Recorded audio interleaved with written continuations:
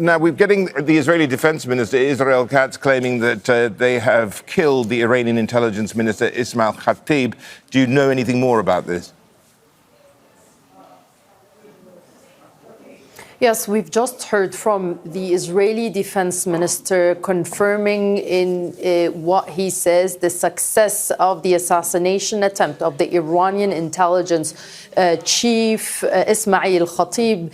And according to Israeli military journalists and analysts who have been reporting on the story in the past few hours, he's been a target in attacks that targeted Tehran last night, saying that he was close in the Israeli perspective to the new supreme leader Ayatollah Mujtaba Khamenei. According to the Israeli sources, they say that they have been gathering intelligence information that allowed them now, Rashad, in the past 24 hours to declare the death of 3 senior Iranian officials. We were talking yesterday about Israel's announcement. In fact, it was Katz who announced the killing of Ali Larijani, the top security official in Iran, as well as the Basij commander Ghulam Rida Soleimani. Now we see a second announcement in 24 hours by the Israeli Defense Minister saying that they indeed killed the intelligence minister. Now, in addition to that, the Israeli Defense Minister has said to expect surprises on all fronts, saying that this war is going to continue on both fronts, the one targeting Hezbollah and the one targeting Iran.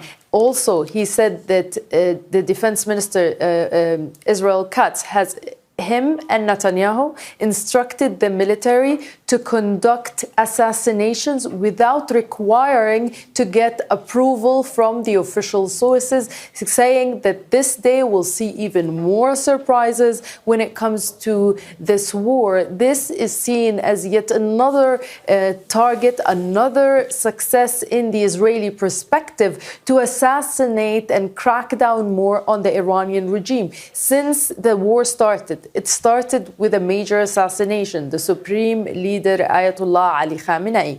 Then Israel kept upping the rhetoric and threatening to kill anyone who replaces the supreme leader. That was during the time the General Assembly was meeting to appoint a new supreme leader, or those who were meeting to appoint them. So this seems to be in line with the Israeli policy of trying to undermine the regime to help get it fall. Now, in the past few days before these recent assassinations, the Israeli Prime Minister has said that it was proving more difficult to get the Iranians to take to the streets to topple the regime, but that they will continue to do so to help them topple the regime. Israeli estimates were saying that even if the regime does not fall during the war, then they will keep cracking down on it to weaken it, so it would eventually be weakened and jeopardized when the war ends. This, in Israeli terms, is being seen as a major success. It's being celebrated,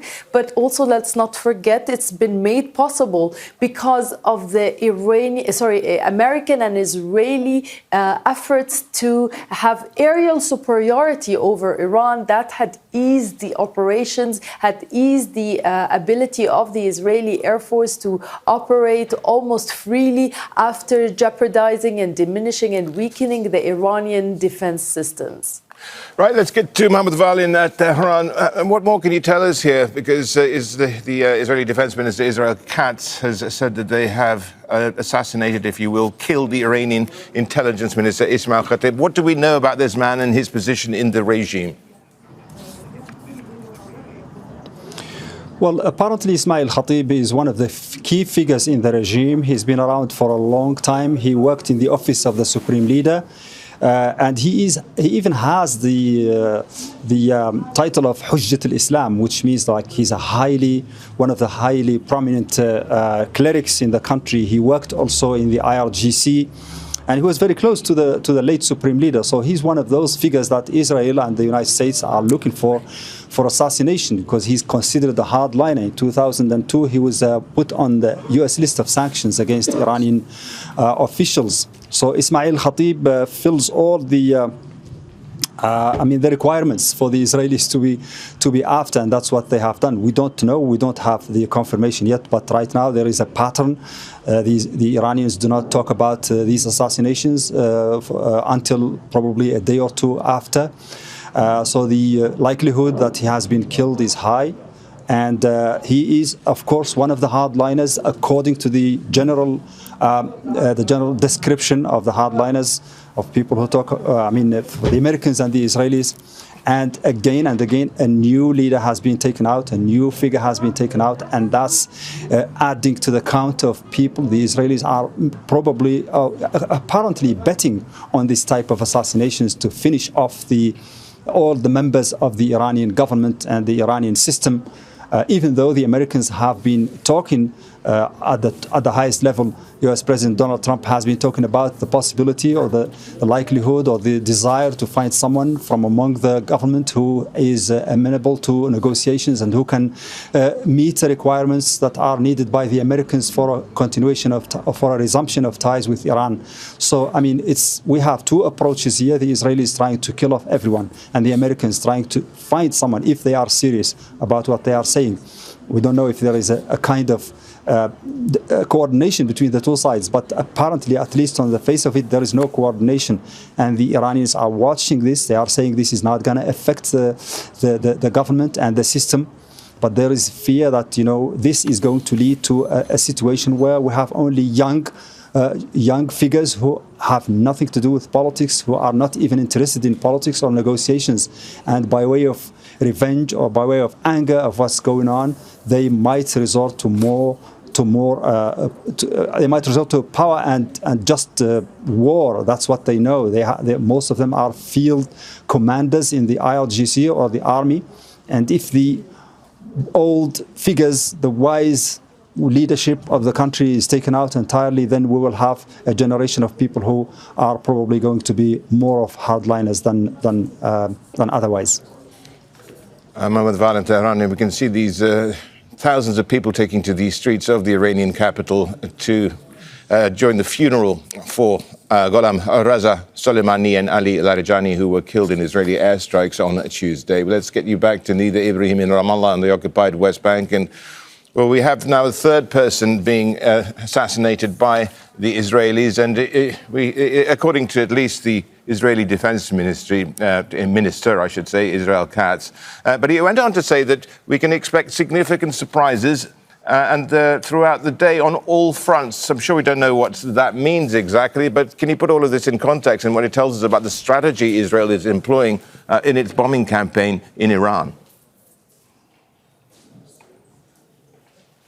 Well, as you said there, Rashad, 3 senior Iranian officials have been killed in the span of 24 hours, according to what we've been reporting on based on the Israeli Defense Minister's statements. He has been saying that we should expect surprises that would escalate the level of the war on all fronts, referring to the Hezbollah attack on Hezbollah and attack on Iran, saying that him and Netanyahu have instructed the army to conduct assassinations without needing to get pre-approval from the highest levels. What that means is whether we will see more assassinations. It's a matter of if the Israelis have the opportunity, the chance, the intelligence information, but it seems to be preparing for a series of announcements. Now, should the Israeli forces have that ability to do so? It's being called now, this operation in Israeli media, as a triple success, saying that this shows that the regime has indeed taken a blow.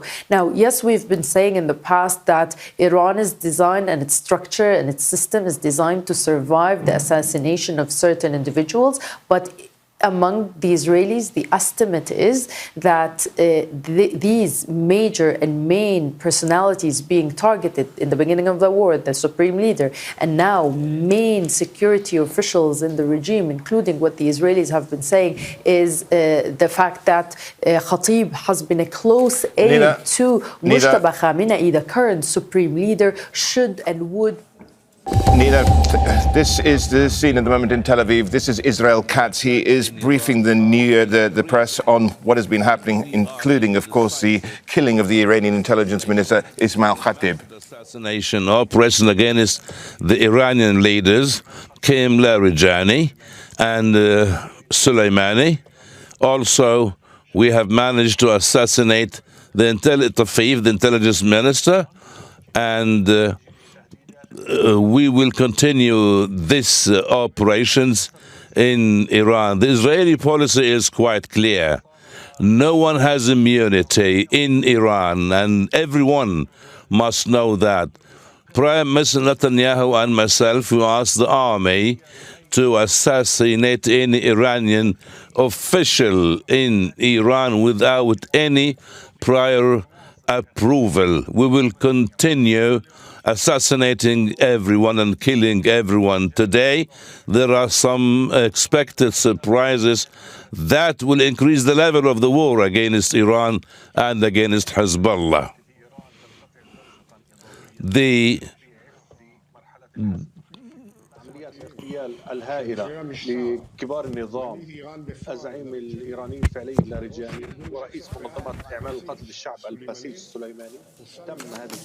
All right, well, we're going to leave that. There was Israel Katz, the Israeli defense minister, announcing that the country had killed the Iranian intelligence minister Ismail Khatib.